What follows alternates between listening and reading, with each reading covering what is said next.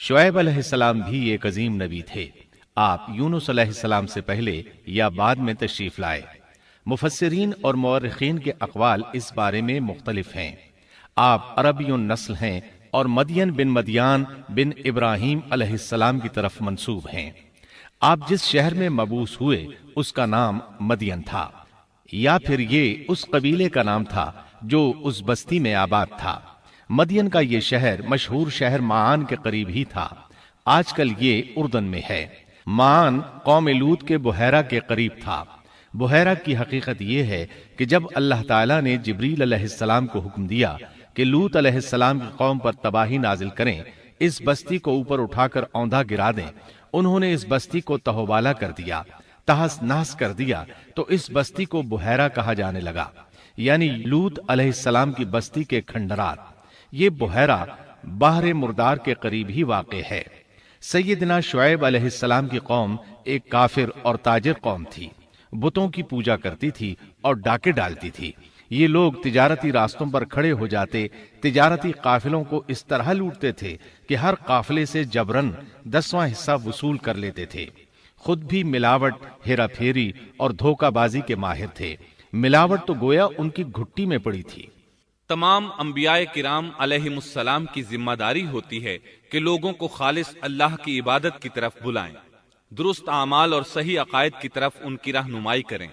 इसके साथ ये भी उनकी जिम्मेदारी होती है कि अहम मुआशरती, इक्तिसादी और सियासी उमूर की भी रहनुमाई करें। हकीकत यह है कि तमाम अंबियाए किराम का तरीका यही था कि जहां कहीं कौम में कोई टेढ़ापन देखते उसकी इस्लाह फरमाने की कोशिश करते। इबादत और अकीदे की इस्लाह करने के साथ साथ दूसरी खराबियों का भी सामना करते जो उस कौम में पाई जाती थी। आहले मदियन में मिलावट का रुझान सबसे बढ़कर था। माप तोल में कमी करते थे। इसके साथ इस कौम में दरख्तों की इबादत करने का रुझान भी पाया जाता था। वो दरख्तों के पुजारी थे। इसीलिए अल्लाह ताला ने सूरतुल हिज्र आयत 78 में फरमाया है, وَإِن كَانَ أَصْحَابُ الْأَيْكَةِ لَظَالِمِينَ،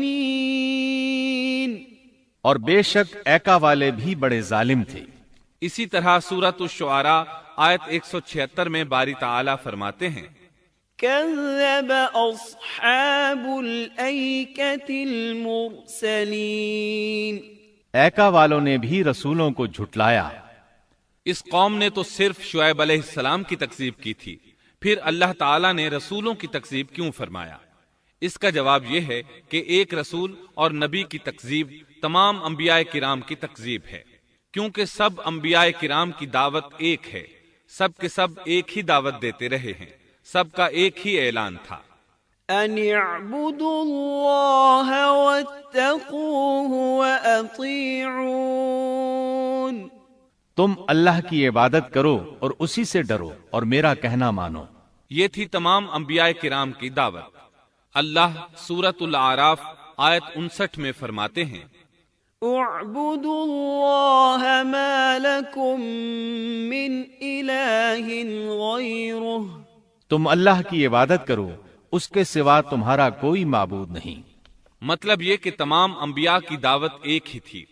अब जो आदमी सिर्फ एक नबी को झुटलाता है, उसकी तालीमात से कुफ्र करता है, तो गोया वो सबको झुटलाता है, सभी की तालीमात से इनकार करता है। यही वजह है कि अल्लाह ताला ने फरमाया, ऐका वालों ने रसूलों को झुटलाया, बावजूद इसके कि उन्होंने सिर्फ एक रसूल को झुटलाया था। शुएब अलैहिस्सलाम ने कौम को दावत देनी शुरू की। अल्लाह ताला सूरह आराफ आयत 85 में फरमाते हैं, وَإِلَى مَدْيَنَ أَخَاهُمْ شُعَيْبًا قَالَ يَا قَوْمِ اعْبُدُوا اللَّهَ مَا لَكُم مِّنْ إِلَٰهٍ غَيْرُهُ قَدْ جَاءَتْكُم بَيِّنَةٌ مِّن رَّبِّكُمْ، और हमने मदियन की तरफ उनके भाई शुएब को भेजा। उन्होंने फरमाया, ऐ मेरी कौम, तुम अल्लाह की इबादत करो, उसके सिवा तुम्हारा कोई माबूद नहीं। तुम्हारे पास तुम्हारे परवरदिगार की तरफ से वाज़ेह दलील आ चुकी है। सब के सब अंबियाए किराम मोजज़ात के साथ तशरीफ लाए हैं। अगर मोजज़ात न होते तो लोगों को कैसे पहचान होती कि वो हक पर हैं? معجزات نہ ہوتے تو ہم ایک سچے نبی اور نبوت کے جھوٹے مدعی کے درمیان فرق کیسے کر سکتے تھے؟ نبی برحق تو معجزات لے کر آتا ہے، دنیا میں کوئی نبی ایسا نہیں آیا جو معجزات لے کر نہ آیا ہو۔ معجزے کی تعریف میں علماء لکھتے ہیں، المعجزة أمر خارق للعادة شيء لا يستطيعه البشر وليس من صنع البشر۔ معجزہ اس خلاف عادت امر کو کہتے ہیں جو انسانوں کی طاقت سے بالا ہو اور اس میں کسی آدمی کا عمل دخل نہ ہو، یعنی جس کو پیش کرنے سے انسان عاجز ہوں۔ عاجز کرنے والی وہی چیز ہوتی ہے جو زمینی قوانین اور ضوابط کے خلاف ہو، مثلا مردوں کا زندہ کرنا، پہاڑوں کو چیر کر اونٹنی کا نکل آنا، لاٹھی کا سانپ بن جانا، چاند کا 2 ٹکڑے ہونا اور دیگر معجزات۔ مختصر یہ کہ جو نبی دنیا میں تشریف لائے کوئی نہ کوئی معجزہ ضرور ساتھ لائے تاکہ لوگ ان کی سچائی پر ایمان لے آئیں۔ اگر کوئی شخص نبوت کا دعویٰ کرے اور ہاتھ کی صفائی سے کوئی شعبدہ دکھائے تو وہ معجزہ نہیں ہے۔ معجزہ ہونے کے لیے چند شرائط ہیں۔ نمبر 1، وہ کام خلاف عادت ہو، قوانین فطرت کو توڑنے والا ہو۔ نمبر 2، اس کام کو اللہ کسی نبی یا رسول کے ہاتھوں پر ظاہر کرے۔ نمبر 3، عورتوں سے ظاہر نہ ہو، اس لیے کہ انبیاء سب کے سب مرد تھے۔ اللہ تعالیٰ سورہ یوسف آیت 109 میں فرماتے ہیں، وَمَا أَرْسَلْنَا مِن قَبْلِكَ إِلَّا رِجَالًا۔ آپ سے پہلے ہم نے جتنے رسول بھیجے سب مرد ہی تھے۔ نمبر 4، اس معجزے سے وہ دوسروں کو چیلنج بھی کرے کہ مخالفین میں سے کوئی ایسا کر کے دکھائے، چاہے سب مل کر دکھائیں، مطلب یہ کہ وہ معجزہ سب کے لیے چیلنج ہو۔ شعیب علیہ السلام نے بھی اپنے معجزے کے ذریعے اپنی قوم کو چیلنج کیا۔ اللہ تعالیٰ ان کی زبان سے سورہ آراف آیت 85 میں فرماتے ہیں، قد جاءتكم بينة من ربكم، تمہارے پاس تمہارے رب کی طرف سے واضح دلیل آ چکی ہے۔ شعیب علیہ السلام ایسے واضح اور روشن امور ان کے سامنے پیش کرتے ہیں کہ جن پر عمل پیرا ہو کر وہ دنیا و آخرت میں فلاح پا سکتے تھے۔ سورۃ الاعراف آیت 85 میں ہے، فَأَوْفُوا الْكَيْلَ وَالْمِيزَانَ وَلَا تَبْخَسُوا النَّاسَ أَشْيَاءَهُمْ وَلَا تُفْسِدُوا فِي الْأَرْضِ بَعْدَ إِصْلَاحِهَا ذَلِكُمْ خَيْرٌ لَكُمْ إِن كُنتُم مُؤْمِنِينَ۔ بس تم ناپ تول پورا کیا کرو اور لوگوں کو ان کی چیزیں کم کر کے مت دو، اور روئے زمین میں اس کے بعد کہ اس کی درستی کر دی گئی فساد مت پھیلاؤ، یہ تمہارے لیے فائدہ مند ہے اگر تم تصدیق کرو۔ اللہ تعالیٰ سورۃ الاعراف آیت 86 میں فرماتے ہیں، وَلَا تَقْعُدُوا بِكُلِّ صِرَاطٍ تُوعِدُونَ، اور تم سڑکوں پر اس غرض سے مت بیٹھا کرو کہ اللہ پر ایمان لانے والوں کو دھمکیاں دو۔ مطلب یہ کہ تمام تجارتی راستوں میں کٹوتیاں کرنے کے لیے نہ بیٹھا کرو، اگر وہ تمہیں رقوم ادا نہیں کرتے تو تم انہیں دھمکیاں دیتے ہو، جیسا کہ سورۃ الاعراف آیت 86 میں ہے، وَلَا تَقْعُدُوا بِكُلِّ صِرَاطٍ تُوعِدُونَ وَتَصُدُّونَ عَن سَبِيلِ اللَّهِ مَنْ آمَنَ بِهِ وَتَبْغُونَهَا عِوَجًا، اور تم سڑکوں پر اس غرض سے نہ بیٹھو کہ اللہ پر ایمان لانے والوں کو دھمکیاں دو اور اللہ کی راہ سے روکو اور اس میں کجی تلاش کرنے میں لگے رہو۔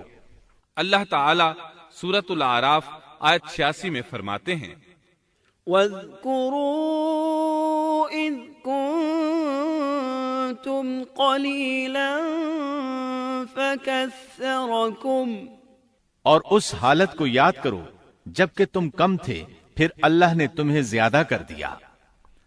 ان کی تعداد بالکل تھوڑی سی تھی، اللہ نے بڑی تیزی سے ان کی تعداد میں اضافہ کر دیا، لیکن جب انہوں نے شعیب علیہ السلام کی بات کو نہ مانا تو ان کا انجام کیا ہوا؟ اللہ تعالیٰ سورۃ الاعراف آیت 86 میں فرماتے ہیں، وانظروا كيف كان عاقبة المفسدين، اور دیکھو کیسا انجام ہوا فساد کرنے والوں کا۔ لوط علیہ السلام کی قوم چونکہ ان کے قریب ہی تھی، اس لیے ان کے انجام سے ڈرایا جا رہا ہے۔ قوم لوط کا واقعہ ان کے ہاں مشہور تھا۔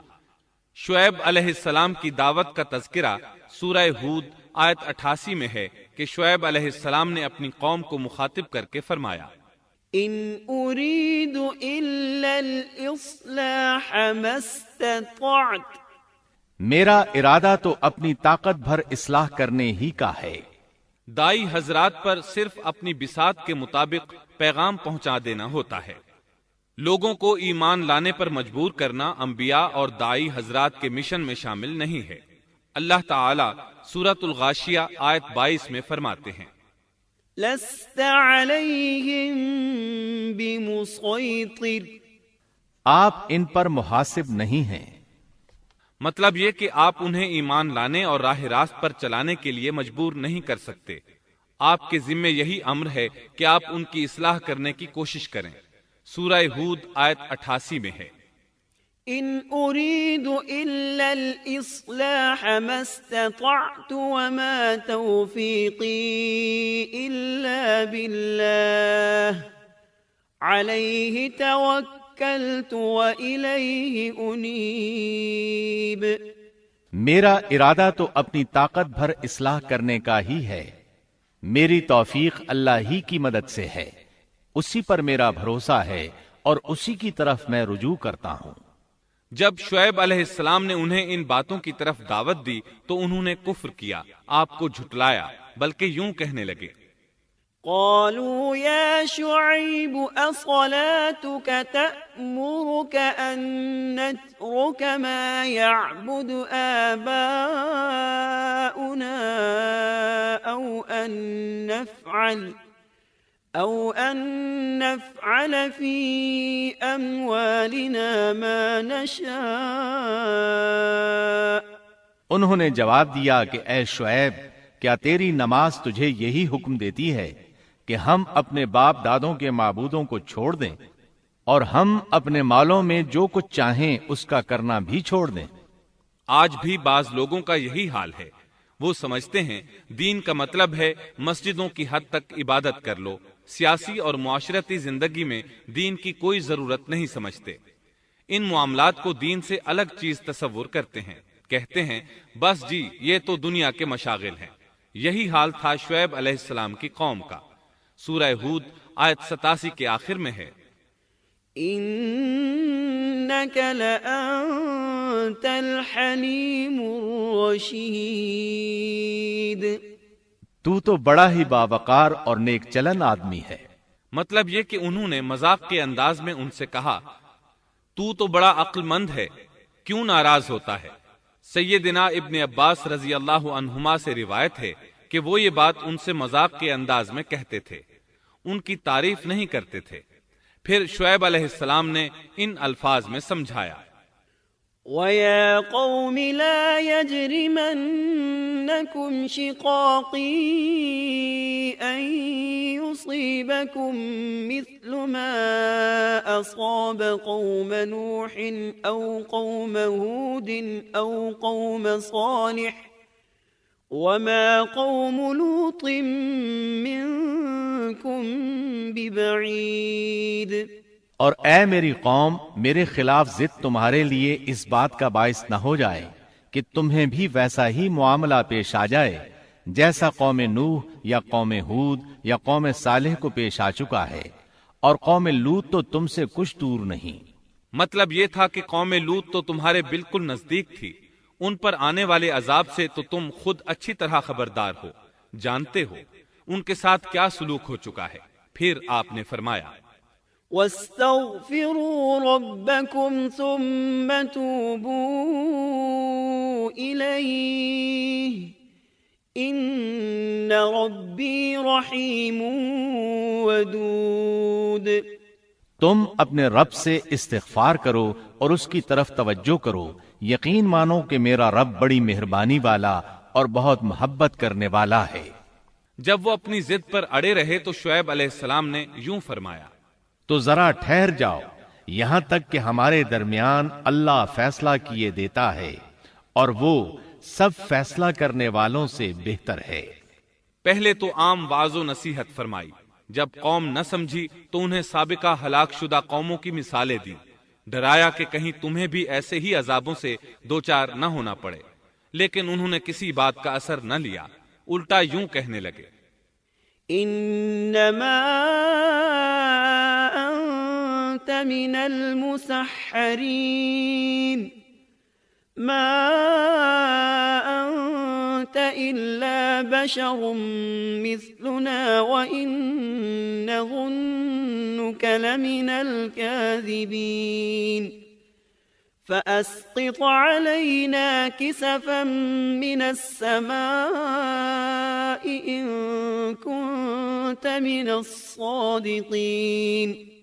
تو ان میں سے ہے جن پر جادو کر دیا جاتا ہے، اور تو ہم ہی جیسا ایک انسان ہے، اور ہم تو تجھے جھوٹ بولنے والوں میں سے ہی خیال کرتے ہیں۔ اگر تو سچے لوگوں میں سے ہے تو ہم پر آسمان کا کوئی ٹکڑا گرا دے۔ مطلب یہ کہ آخرکار یہ لوگ پہلے لوگوں یعنی عاد اور سمود کے نقش قدم پر چلنے لگے، ان کے انبیاء انہیں حق کی طرف بلاتے رہے، وہ انکار کرتے رہے، آخر ان پر اللہ کے عذاب اترے۔ ایسے ہی یہ لوگ بھی شعیب علیہ السلام کو دھمکیاں دینے لگے، ان کے مقابلے پر اتر آئے۔ سورۃ الاعراف آیت 88 میں ہے کہ شعیب علیہ السلام کی قوم کے کافر سرداروں نے ان سے کہا، قال الملأ الذين استكبروا من قومه لنخرجنك يا شعيب والذين آمنوا معك من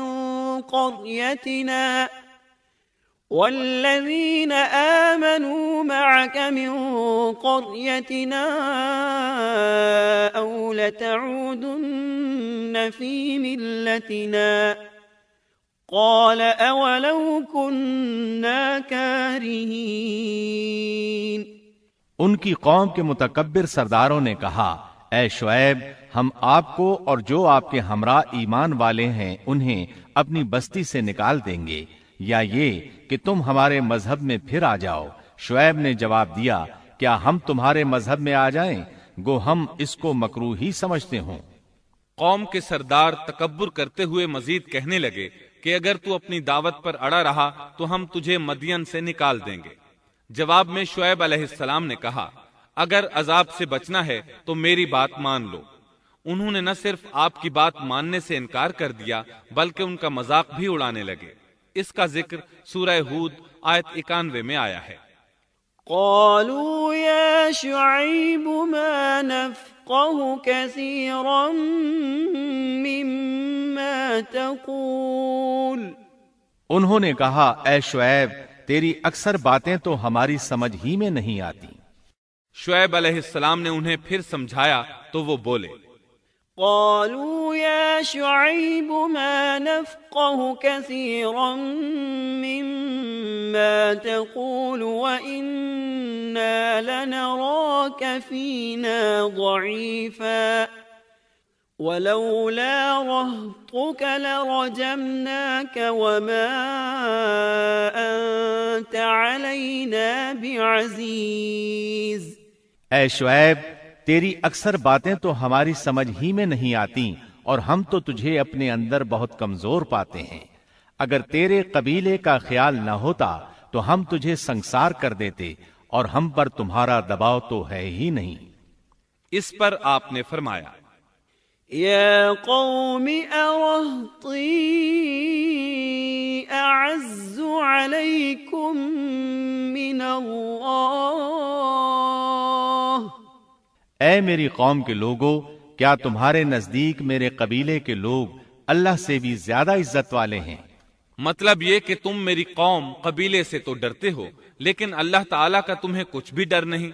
اس موقع پر انہوں نے اپنی قوم کو یوں خبردار کیا، وَيَا قَوْمِ اعْمَلُوا عَلَى مَكَانَتِكُمْ إِنِّي عَامِلٌ سَوْفَ تَعْلَمُونَ مَن يَأْتِيهِ عَذَابٌ يُخْزِيهِ وَمَنْ هُوَ كَاذِبٌ وَارْتَقِبُوا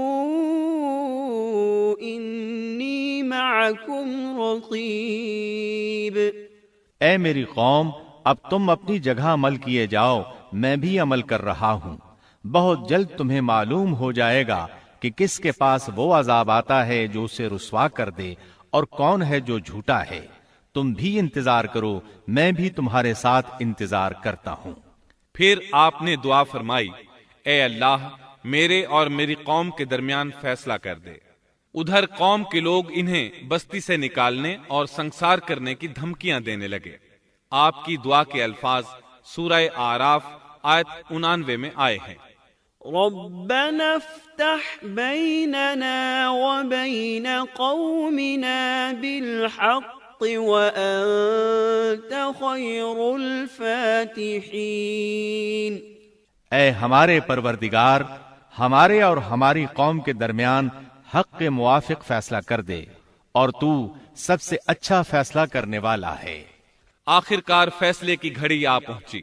اللہ تعالیٰ نے سیدنا شعیب علیہ السلام اور ان پر ایمان لانے والوں کو نجات عطا فرمائی، اور ان کی قوم پر عجیب و غریب عذاب نازل ہونا شروع ہوا، اور عذاب صرف ایک ہی قسم کا نہیں تھا، کئی نوعیتوں اور شکلوں میں آیا۔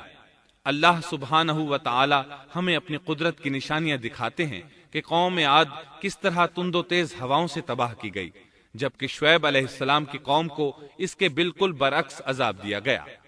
اللہ تعالیٰ نے ہوا کو روک لیا، حالت ایسی ہو گئی کہ ہوا بالکل نہ چلی، گرمی اور حرارت تیز ہو گئی۔